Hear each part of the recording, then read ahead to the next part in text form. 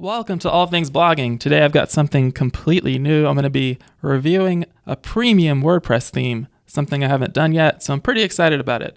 So stay tuned and I'll be right back.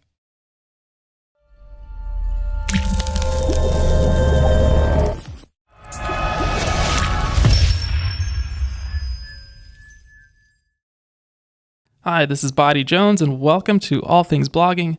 Today I'm going to be doing a review of a WordPress theme called Monstroid 2. It's made by JetMpex and it's available on Template Monster. This is something I haven't done before. Like I mentioned, I actually got an email a few weeks ago from Template Monster asking if I would like to review a theme. And I was like, well, I love WordPress and I love WordPress themes, so sure. So, they basically said to choose any theme, and this is the one I chose. So today I'm going to quickly install and set up the theme, and I'll go over some additions and sort of modifications, just see what it's like to work with, and then I'll give you my thoughts about it. So first things first, here's the theme, and this is what it looks like on the demo before you purchase and download it. My first impressions of this theme were that it's really attractive. I think it looks really versatile. It's got a lot of cool little sections that you can add. These are sections for like employees and for testimonials, for forms for submitting email or subscribing to an email list. And it's just got all of these kind of little modules that you can add. That means it's good for more than just a blog. You could use it for any kind of business or basically almost anything. Okay, so before I get started, I'm going to really quickly just download a brand new copy of WordPress because I want to test this on a fresh install. So I'm going to download WordPress and I'm going to install it on my computer. It's a program called MAMP, M-A-M-P, that I use, and it lets me run an Apache server and a database server. It's really cool, especially if you want to learn how to do some server management. I'd highly recommend it. So now that I've got WordPress downloaded, I'm going to go ahead and unzip it.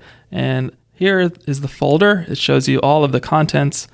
And if any of this looks confusing, don't worry. This is just the way that you used to have to install WordPress. These days, it's much easier. All you have to do is, click that one-click install button with your hosting. It's usually really easy. I'm just doing this way for testing. All you have to do is browse to where you installed WordPress, and it's going to ask a few questions. And these are just the details about your MySQL database, like the username, password, and the host. And once you get all that in, just click Submit and run the install. And then you'll come to a screen where you'll enter all the information about your WordPress site, like the title, your username you want to use to log in, and a password. And for this example, I'm going to use really simple username and password because this is just for a demo. Okay, so now I'm going to just log in to WordPress. And here we are. This is it. Okay, so now that WordPress is set up, I'm going to go and download the theme. So after you purchase the theme, you'll get an email with some instructions. There are two options here. The first is to download this Cherry theme wizard, and the second option is to download the entire template and install it manually. I'm just going to use this theme wizard because it seems like the easier way to do it. And once I download that, it's actually a plugin. So all I've got to do to install this plugin is just move the whole folder right into the plugins directory for WordPress, and then go to the plugins page and click Activate. So once I install that plugin and just enter my information about the order, I get the screen that asks me if I want to install a child theme. And for this, I'm not going to. I'm just going to install the theme as the parent theme. And if I want to add a child theme for this, I can always do that later. And just really quickly, here's the definition of a child theme from WordPress. A child theme is a theme that inherits the functionality and styling of another theme, called the parent theme. Child themes are the recommended way of modifying an existing theme. And you might do this because a theme like Monstroid might eventually get an update. And so if I made changes to Monstroid, those updates that I made, any modifications I make, have the potential to be overwritten by any future versions of the theme that come out. So if you're going to make changes to a theme, it's definitely best to use a child theme. Okay, so once I choose that, then I'm going to need to choose a skin.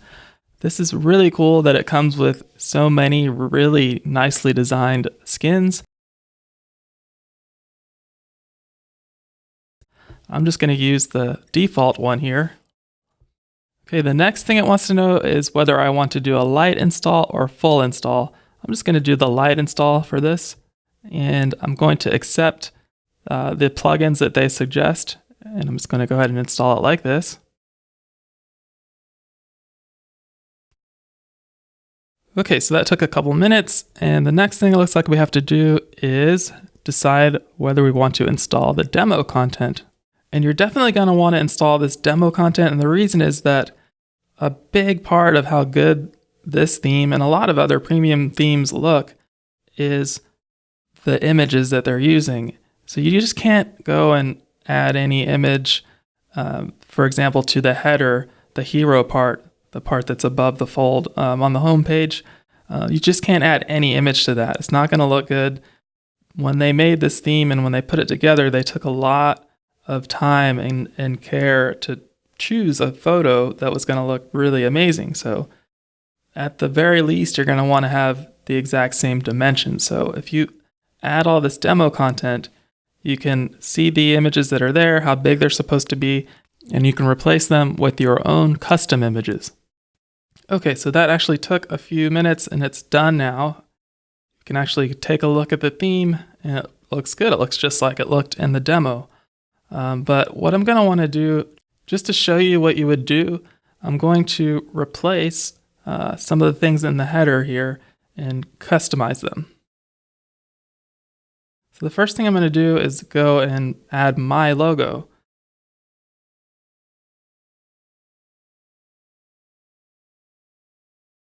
I just upload my image. And this isn't the exact size, but it still looks pretty good. Okay, and the next thing I want to do is I want to get rid of that call to action button. I could change it to something else, but right now I'm just going to remove it. Okay, so that looks really good too. Now what I want to do is change the text. And I had to actually do a little bit of looking to find this, but the place where you change all of the content on the home page is in a page called Home. This is actually the first time I've seen this. This is a plugin called the Power Builder, and these are the modules that are on the home page. For example, there's the hero section, the header section. Underneath that, there's lots of other sections with profiles for people that work at this company, contact section, there's a forum, there's all sorts of little parts that show blog posts and things like that. Okay, so what I want to do is change the text at the top of the page, and I want to change what the buttons say as well. So to do that, I'm going to edit this section called slider. That is the section that's at the very top. And I'm just going to change the first slider image or slider slide. And I'm going to change the button text here. And then I'll change the text that's above the buttons.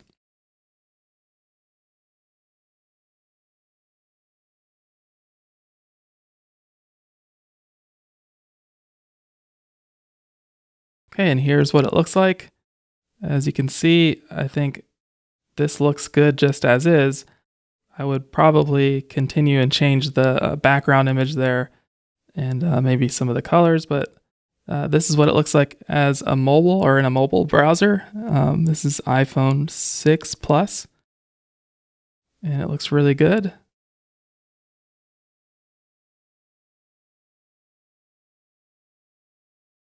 So you can see that, customizing this is not something that's going to be easy or fast, but I think the end result is really professional looking and, yeah, very attractive.